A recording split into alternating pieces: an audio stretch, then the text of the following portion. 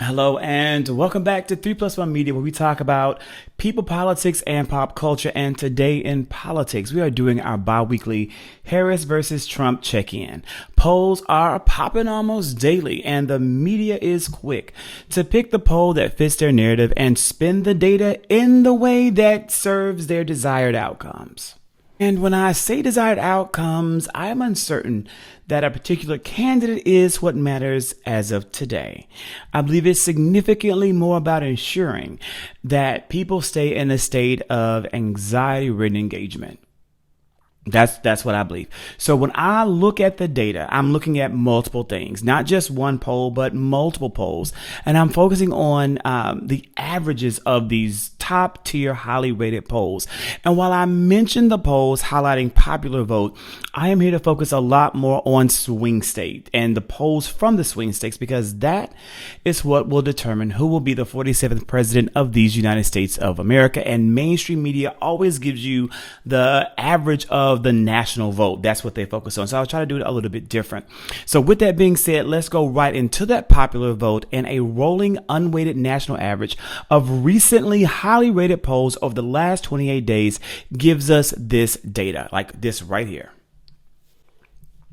Vice President Kamala Harris leads by 2.8 points in the national polling average. And Kamala Harris is up 49.1 to 46.3 for former President Donald Trump. The thing is, who needed a poll for that? Listen, no one doubts that Vice President Harris will win the popular vote, or that President Joseph Robinette Biden would have won the popular vote as well. What Donald Trump wants to do to America is only popular in Russia. I really can't wait to see Project 2025 implemented, said no American ever. 70% of us, American voters, citizens of this country, are opposed to his Project 2025 agenda. But popular vote, unfortunately, does not determine the president of the United States. The Electoral College does. And according to Real Clear Politics, this is where we stand today. And I think it's fairly accurate. Iowa, in my opinion, should be light red if New Hampshire is going to be made light blue. But otherwise, this is a pretty good snapshot of where we are today and where we have to go in the 40-something days ahead. Now, of course, I'm locked in on Georgia, where the majority of top-rated polls this week give Trump a slight advantage. I think he is up in Georgia. We have a lot of work to do. We're doing it. We're working, but there's a lot of work left. I'm also locked in on North Carolina, where basically Trump and Harris are tied. Now, that to me is a very interesting development this week since my last bi-weekly post. And according to my favorite data guy, Simon Rosenberg, there is no viable path for Trump to win the White House without the state of North Carolina. Harris is tied or leads in every recent independent non-GOP sponsored poll in that state. And now, with what's happening with sitting Lieutenant Governor Mark Robinson, who is literally running for governor, is an absolute enormous development in this election that is a very, very bad turn for Donald Trump and what he needs to win this election. Now, I just want to bookmark right here where we are with this data set. And this is a recent CBS poll that came out on September the 20th, and this is where we stand. In Arizona, Harris is at 50%, Trump is at 49%. In Georgia, 49% to Trump's 50%. In Nevada, Harris is at 51% to Trump's 48%. And in North Carolina, according to this poll, Harris is up by 1 over Trump, 49% to 48%. When you move over to the next series of states, the desperately needed for Democrats blue wall. Michigan has Harris up by 50% to Trump's 48%. Pennsylvania is a virtual tie. According to this CBS poll, 49% Harris, 49% Trump. And Wisconsin is leaning Harris at 50% to Trump's 48%. Now, when you dig a little bit deeper and we go into a summary of the top polls, this is where they stand this week, the third week, moving to the fourth week of September. For 538, they give Vice President Harris a 60 to 39% chance of winning race to the White House. My other favorite poll that I continuously look at to get the average of polls identifies Harris at a 60 to 40% chance of victory. The Economist gives Harris 57% of Trump's 43% at a chance of victory, whereas The J.H. Kirsting poll gives Harris a 56 to Trump's 43% chance of winning. Decision Desk Headquarters gives Harris a 55 to Trump's 45% chance of winning, while the CNalysis poll identifies Harris at 54% to Trump's 45%. Polymarket, the betting poll site that Trump gives great credibility to, although no one else really does, has Harris at a 51% chance of winning to Trump's 48%. And then my least favorite poll and human being these days, the Nate Silver 538 poll, the Silver Bullet 10 or whatever that foolishness is that's being sponsored by Peter Thiel, gives Harris a 51% to Trump's 49%. These are indeed the polls that are considered some of the top or highly rated polls that are out there. So that's where we stand in regards to the polls and the polling. And that's one thing I use to delineate how I want to do my own personal map. And we're going to give you my personal prediction shortly. But before we go into my personal predictions, there's some qualitative metrics that should also be looked at when we talk about who's going to win any given election. One thing that indicates candidacy strength is spending. And when you look at ad spend as determined and reported by Ad Impact, Harris is significantly outspending Trump in swing states. Significantly. And what's interesting is that Trump has focused his efforts on 2 states. He is counting on flipping Georgia back red and winning Pennsylvania.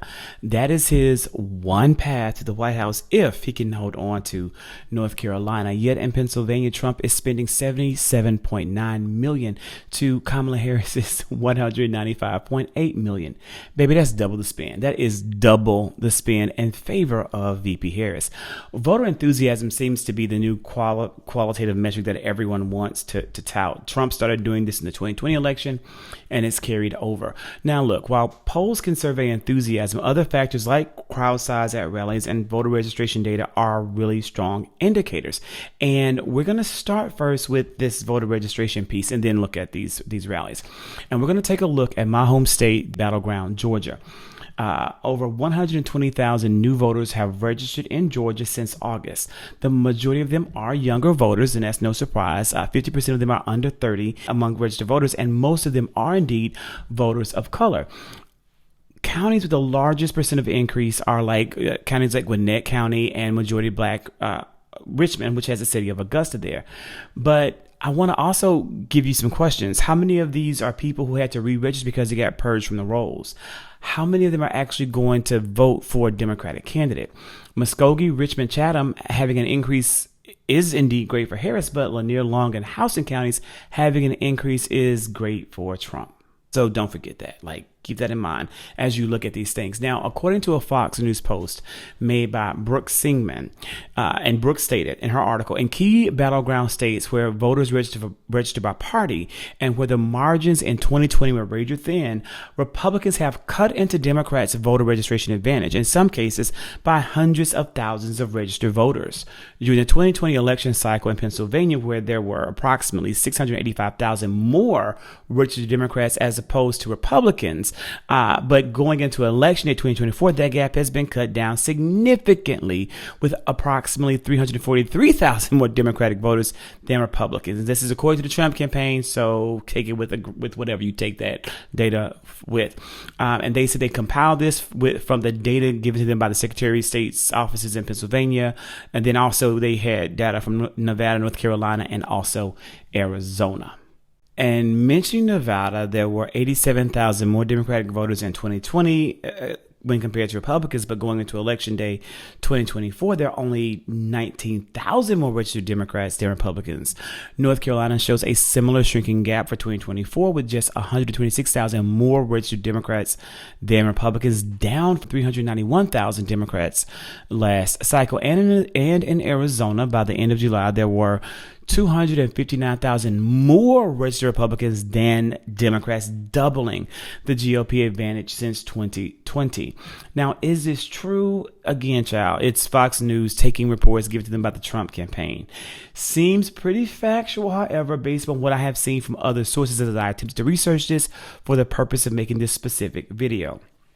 I say that to say I think that Democrats still have the voter registration advantage, but they're saying the advantage lies with Republicans because Republicans are seen as more reliable voters. They turn out at higher numbers during election years when compared to their Democratic foes. It's just a sad fact of life. Look at crowd size, which is something that Donald Trump touted repeatedly in 2016 and 2020. I cannot help but to look at this image of a rally held in Madison, Wisconsin, for Vice President Kamala Harris, and this image of a rally held for Donald Trump in Pennsylvania. The crowd sizes are exceptionally different, and the decrease in participants for Trump, to me, is stark to say that voter enthusiasm currently is with Vice President Kamala Harris and the Democratic Party.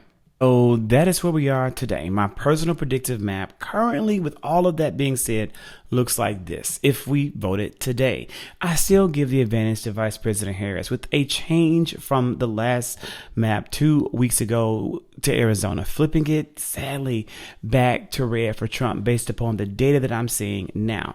Now, with that being said, I am going to show you now my dream map, which I still think is possible, but unlikely. Now, this is my dream map.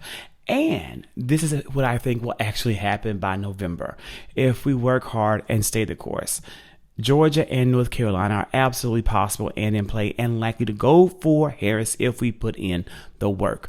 With that being said, I want you to be well, be blessed, and whatever you do, keep pushing. I'll see you soon.